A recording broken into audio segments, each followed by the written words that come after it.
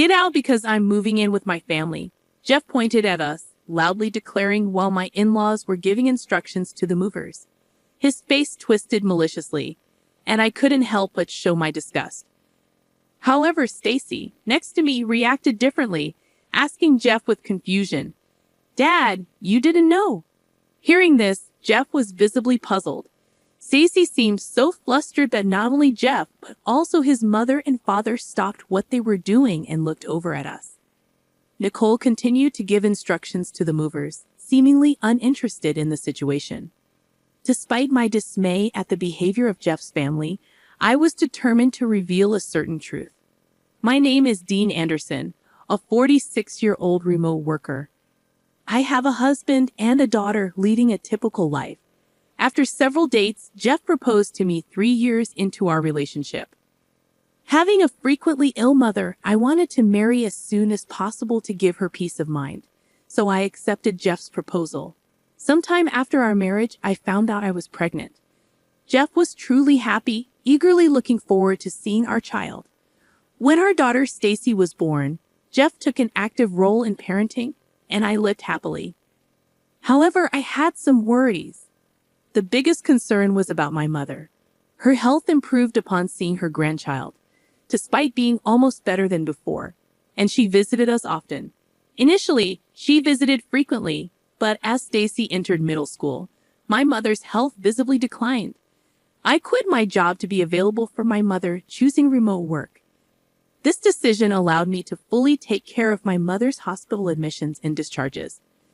By the time Stacy graduated middle school, my mother was very happy when we visited her. I hoped she would gradually recover and be able to go out as before.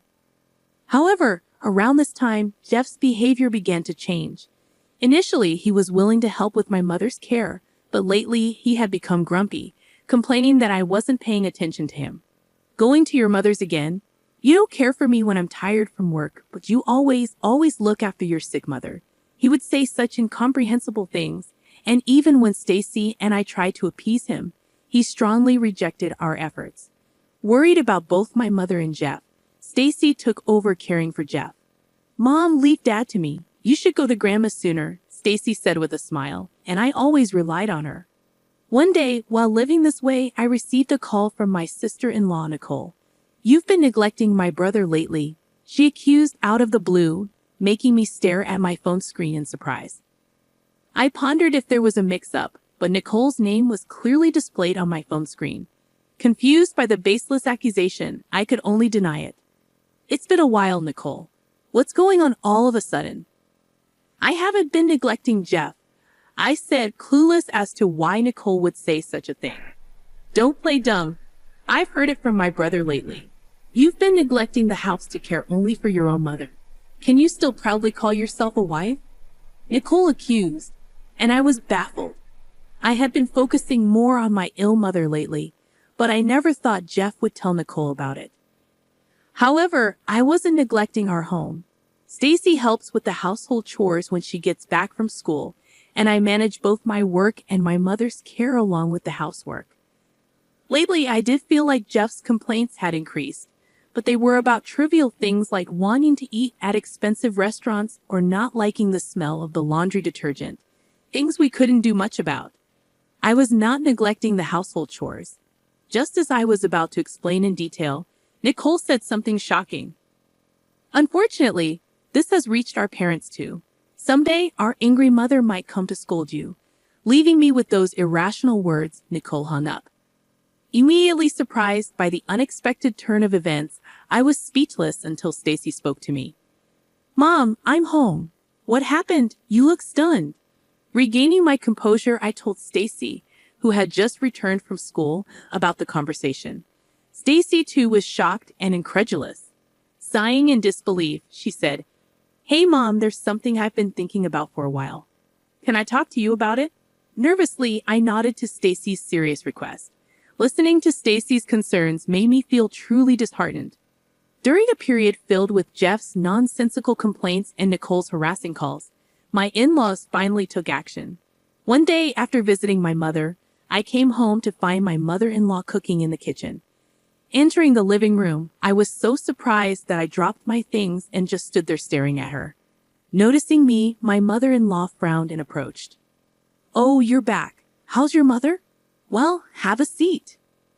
Feeling her irritation, I had no choice but to follow her past me to our living room sofa, where I received a lengthy lecture. Initially, she scolded me for my attitude towards Jeff and berated me for neglecting my household duties and making my husband do chores. However, I noticed some inconsistencies in her lecture and corrected her. "Mother, there are some misunderstandings. I have never made Jeff do the household chores. In fact, Jeff hardly helps at all. Embarrassingly, it's Stacy who helps me out." Hearing this, my mother-in-law suddenly stood up, pointed at me, and started shouting.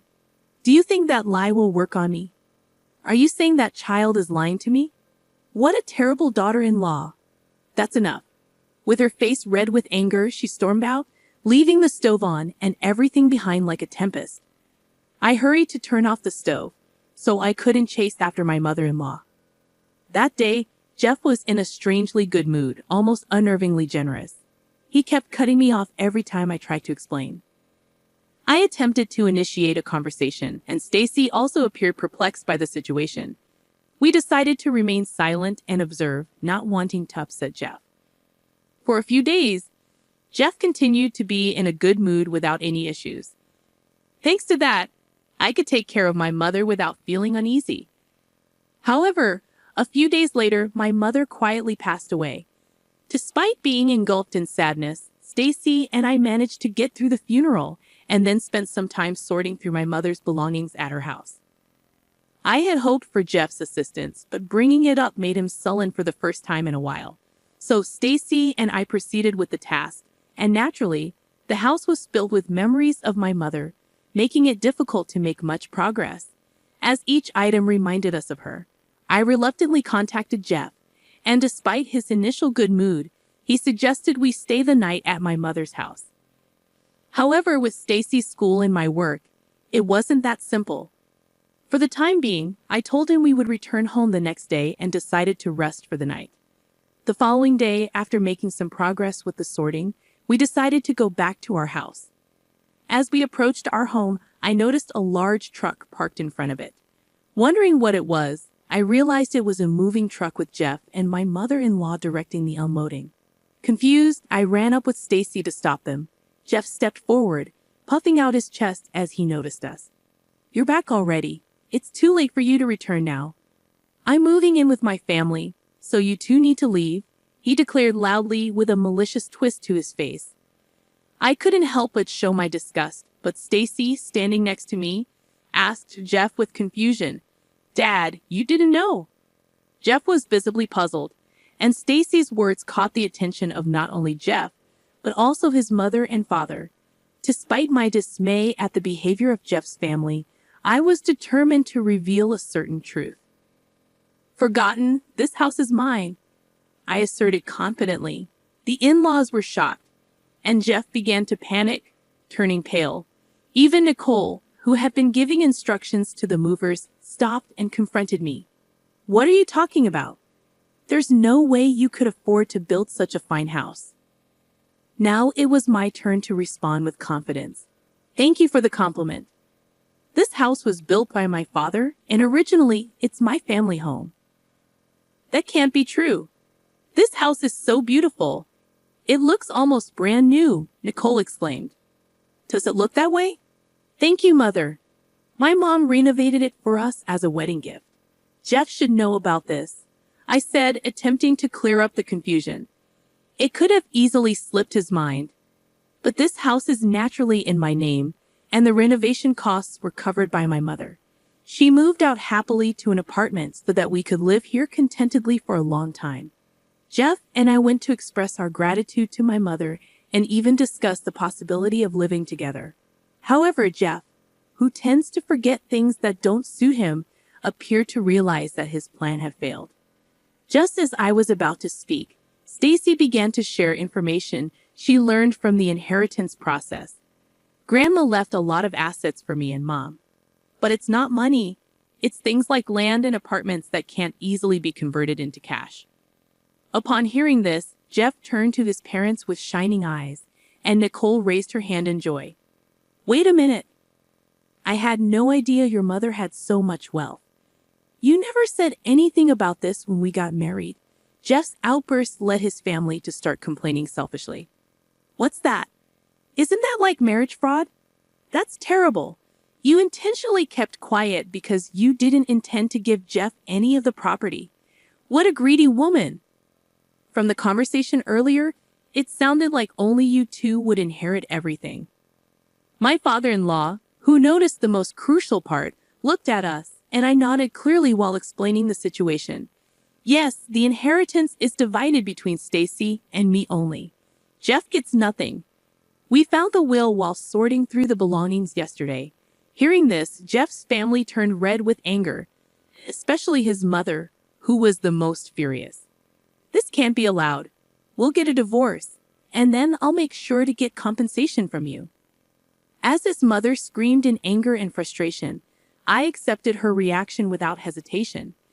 Yes, I agreed to the divorce. The moment I agreed, his mother turned around and ran off, presumably to the city office, which is probably close by, to get a divorce form. Deliberately not stopping her angry departure, I watched her leave. As I watched his mother head to the office, Jeff grumpily asked me, Hey, what are you planning to do now? Are you talking about the divorce or where you will live? Jeff almost snapped at me, but I looked up at the house indifferently. This house is actually already on the market, I said, surprising Jeff. Confused by my words, Jeff looked puzzled, exchanged looks with his father, and then looked back at me. He didn't seem to understand what I meant, which was to be expected. While spending another night at my mother's house, there was no way Jeff and his family could have imagined that I was selling this house. Facing the puzzled expressions of Jeff and his family, I once again spoke up with confidence. I've always felt it every time you treated me terribly. I found myself questioning why I had chosen to marry Jeff. I had endured it for Stacy's sake, but even Stacy reached a breaking point, expressing that she couldn't tolerate it anymore. Confronted with this shocking truth, Jeff's face turned pale, and he looked at Stacy. In response, Stacy met Jeff's gaze firmly and voiced her thoughts. Dad, you always said it was sad to be ignored as the head of the house or to be belittled after coming home tired from work. But don't you think there's a reason you're treated that way? Why don't you realize that you're neglecting and belittling us? Stacy's pointed words left Jeff speechless. As I thought that he might just silently sign the divorce papers and sulk away, Nicole blurted out something shocking. If I knew it would come to this, I wouldn't have bothered with the renovation. Everyone present was taken aback by this sudden confession. Looking at Nicole all at once, I was surprised. Not only were Jeff and my father-in-law unaware of Nicole's actions, but her statement itself was unexpected. Why would you do something like that without permission? Yelled my father-in-law, to which Nicole started making excuses without much concern. I wanted to live in my ideal room, okay, so I thought, why not take over this house and renovate it while we're at it? But you're selling the house, right? Oh, but if you're selling it, why not renovate it and sell it for more? Nicole's nonchalant and cheery demeanor as she said this made Stacy and me sigh. Not only were we dismayed, but Jeff and my father-in-law felt the same, with Jeff clenching his fists in suppressed anger. Finally, unable to tolerate Nicole's recklessness, Jeff began to yell, "Excess! Even if it's going to be sold or become ours, you should have told us first. We were preparing to move. Where were we supposed to live during the renovation?" Though his preamble was a bit off, his point was valid, leaving Nicole surprised. "Oh, really?" As Nicole responded, Jeff was about to yell again when we saw my mother-in-law running towards us from a distance. It seemed she had brought the divorce papers. "I got it. The divorce papers. Now sign it right here." Despite being out of breath and excited, my mother-in-law, who was handing me the divorce papers, was unaware of the commotion that had just occurred. But that didn't matter to me. I took the divorce papers from her and handed them to Jeff. "You write it. After all the times you've belittled me, you agreed to our divorce, right?" "No way." Jeff immediately refused, possibly because he knew about my mother's inheritance. However, I couldn't tolerate Jeff's behavior and his family's strange antics any longer. So I provoked him, aiming to get him to write the divorce papers. Changing your tune so suddenly? Seems like you've been in a good mood lately, probably thinking about taking over my house, right? Too bad. Even without my mother's inheritance, I had no intention of handing over this house. It's already planned to be sold. Either way, you'll end up homeless.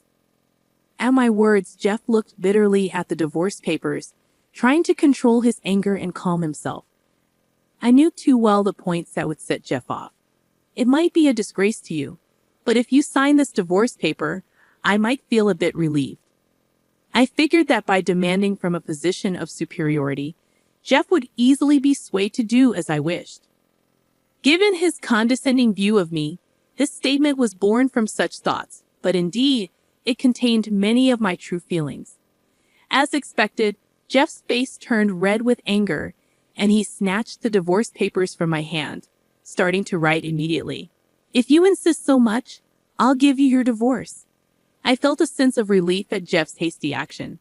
I had worried that he might reconsider and calm down, but Jeff was simple after all. After receiving the half-completed divorce papers, I filled in my part to prevent any further unexpected events and completed it.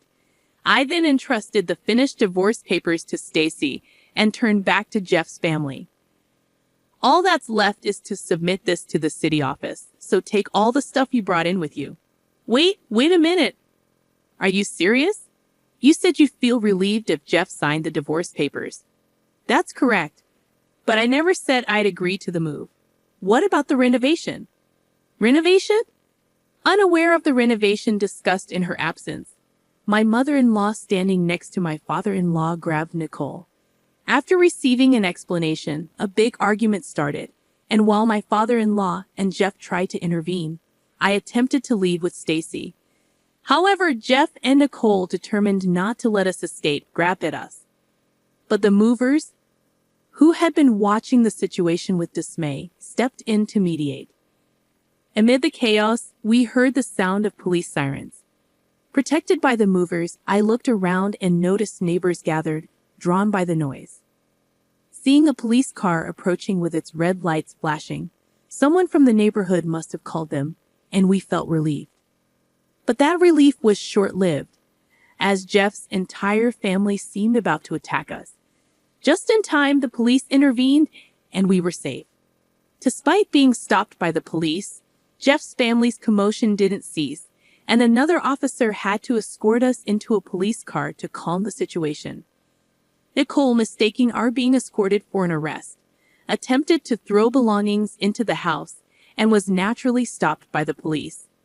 With additional support arriving to finally quell the disturbance, as Jeff's family began to calm down, the police asked us to accompany them for questioning, leading to further troubles when either Jeff, Nicole, or both acted against the officers. They were arrested for obstructing official duties and taken away in police cars that had arrived for backup. Jeff's parents were also scolded by the police and taken to the station for questioning. From the police car, we observed the entire ordeal, providing a brief statement. Eventually, Jeff and I officially divorced. The process, initially resisted by Jeff even after signing the papers, was prolonged. However, thanks to a mediator, we were able to finalize it smoothly. Soon after, my house found a buyer, securing the money from the sale.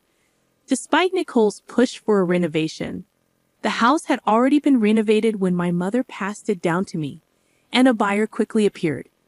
Afterward, my in-laws were not prosecuted, but they couldn't return to the house I inherited, having sold their own house in anticipation of moving into mine.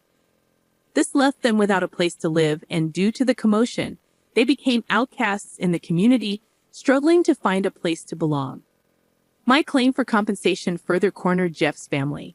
The incident became well known at Jeff's workplace, leading to a pay cut followed by his voluntary resignation.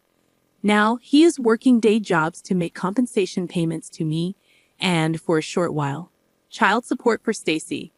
Balancing income and expenses is difficult, and he seems to be juggling multiple jobs to keep up with the payments.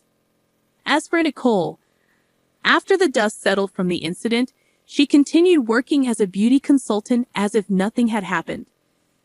However, rumors reached her customers, and eventually, upper management learned of the incident, leading to her dismissal. Despite once living a flashy lifestyle, her savings quickly dwindled. Like Jeff, she is now working multiple jobs to make ends meet, including compensation payments to me. Regarding my in-laws, there was some trouble after the incident, leading to their divorce. Now they are living separately. The mother-in-law, ostracized by the neighbors, was fired from her part-time job. The father-in-law, who planned to enjoy his retirement with his pension, had to allocate most of it to compensation payments to me and is now looking for work despite his age. They are each in a difficult situation, but this is their reparation to us, and I hope they take this time to reflect. On the other hand, Stacy and I have moved to a new house. Even if Jeff's family tries to approach Stacy's school, it's not an issue since she has already transferred. Continuing my work from home and thinking about spending peaceful days ahead with Stacy naturally brings a smile to my face. Feeling liberated from our past troubles, I plan to live happily with Stacy, just the two.